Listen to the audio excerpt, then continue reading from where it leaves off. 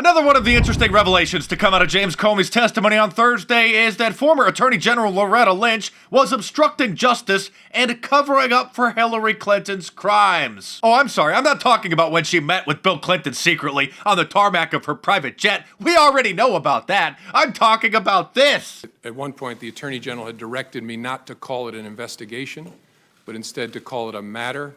What are you, the Federal Bureau of Matters? It's not an investigation. It's just a little matter, guys. Nothing to see here. The Attorney General had directed me not to call it an investigation, but instead to call it a matter, which confused me and concerned me. But that was one of the bricks in the load that led me to conclude I have to step away from the department if we're to close this case credibly. But you didn't close it credibly. You even admitted that she committed serious multiple crimes, and everything that she told the American people was a total lie. The Clinton campaign at the time was using all kinds of euphemisms, security review, matters, things like that for what was going on. We were getting to a place where the Attorney General and I were both going to have to testify and talk publicly about it, and I wanted to know, was she going to authorize us to confirm we had an investigation? And she said, yes, but don't call it that, call it a matter. And I said, why would I do that? And she said, just call it a matter. And again, you look back in hindsight, you think, should I have resisted harder? I just said, all right, this isn't a hill worth dying on. And so I just said, okay. This isn't a hill worth dying on? Is that a metaphor meaning you didn't want to get fired for admitting the truth, that there was a criminal investigation into Hillary Clinton? And that's concerning. It gave the impression that the campaign was somehow using the same language as the FBI because you were handed the campaign language and told to be able to use the campaign language. And again, I don't know whether it was intentional or not. He just admitted that the Clinton campaign was directing Attorney General Loretta Lynch and coercing her into covering up the investigation. Oh, my pretty, this isn't an investigation. This is just a little matter. It gave the impression that the Attorney General was looking to align the way we talked about our work with the way a political campaign was describing the same activity, which was inaccurate. We had a criminal investigation open. As I've said before, the Federal Bureau of Investigation.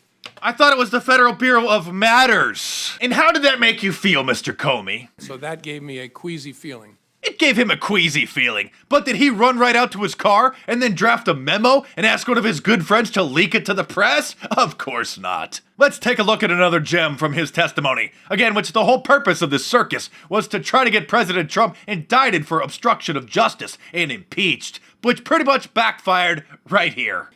I gather from all this that you're willing to say now that while you were director, the President of the United States was not under investigation. Is that a fair statement? That's correct. All right. So that's a fact that we can rely on at this Yes, sir. point. Okay.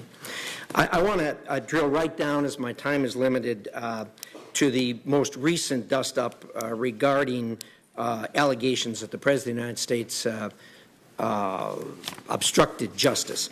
And, boy, you nailed this down on page 5, paragraph 3. You put this in quotes. Words matter. You wrote down the words so we can all have the words in front of us now. There's 28 words there that are in quotes, and it says, quote, I hope, this is the President speaking, I hope you can see your way clear to letting this go, to letting Flynn go. He is a good guy. I hope you can let this go. Now, those are his exact words. Is that correct? Correct. And you wrote them here and you put them in quotes? Correct. Okay. Thank you for that. He did not direct you to let it go. Not in his words, no. He did not order you to let it go. Again, those words are not an order. No. Not in his words. Well, what did he do? Send you smoke signals? Send you some messages through mental telepathy? This isn't the investigation you're looking for. Thank you for that. He did not direct you to let it go. Not in his words, no. He did not order you to let it go. Again, those words are not an order. No. He said, I hope.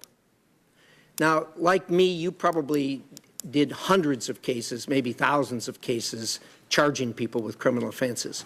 And, of course, you have knowledge of the thousands of cases out there that where people have been charged. Do you know of any case where a person has been charged for obstruction of justice, or for that matter, any other criminal offense, where they said or thought they hoped for an outcome? I don't know well enough to answer.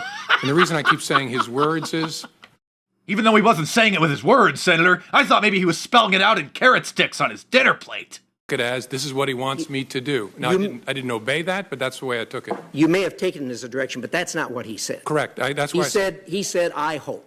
those are exact words. Okay. Correct. You don't know of anyone that's ever been charged for hoping something. Is that a fair statement? I don't, as I sit here. Thank you. Boom! This whole hearing backfired on the Democrats so bad that even Chris Matthews over at MSNBC is admitting that the whole conspiracy theory about colluding with Russia just, quote, came apart. The big story to me has always been, as all of us, and I think Nicole really touched on it there, the assumption of the critics of the president, of his pursuers, you might say, is that somewhere along the line in the last year, the president had something to do with colluding with the Russians, something to do with the helping hand, encouraging them, feeding their desire to affect the election in some way, some role they played, some conversation he had with Michael Flynn or Paul Manafort or somewhere.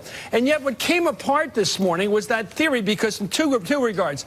The president said, according to the written testimony of Mr. Comey, go ahead and get anybody's satellite to my operation and nail them. I'm with you on that. So that would mean Manafort, Carter Page, someone else like that. Oh yes, I forgot to mention, in his written testimony, James Comey admitted that President Trump said if anyone was colluding with the Russians, that he wants them to be nailed for it. And then he also came across what was fascinating. Comey said that basically Flynn wasn't central to the Russian investigation. Does this show a glimpse of hope that liberals might have some brain cells left and come back to reality and finally abandon their insane Russia-Trump conspiracy theories? I'm Mark Dice, thanks for watching. Subscribe to my channel if you're new and check back here every day for new reports. And I guess we'll find out. So stay tuned and I'll see you soon.